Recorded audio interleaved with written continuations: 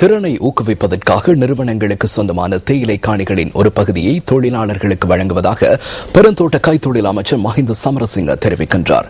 கூட்டு உடன்படிக்கைகள் நடைமுறைப்படுத்தப்படுவதனூடாக திறன் விருத்தியின்றி சம்பள உயர்வு வழங்குவதும் அதன் மூலம் உற்பத்தி செலவினங்கள் அதிகரிப்பதன் காரணமாக சில நிறுவனங்களை நடத்திச் செல்ல முடியாத நிலை ஏற்பட்டுள்ளதாகவும் அமைச்சர் சுட்டிக்காட்டுகின்றார்.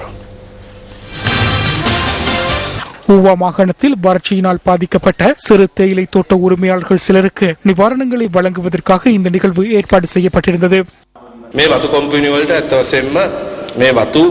தோட்டங்களின் தற்போதைய நிலைமைகளுக்கு ஏற்ப உற்பத்தி செலவினங்களுக்கு அமைய இந்த தோட்ட தொழிற்சாலைகளை நடத்தி செல்ல முடியாத நிலை ஏற்பட்டுள்ளமை இரகசியமான ஒன்றல்ல.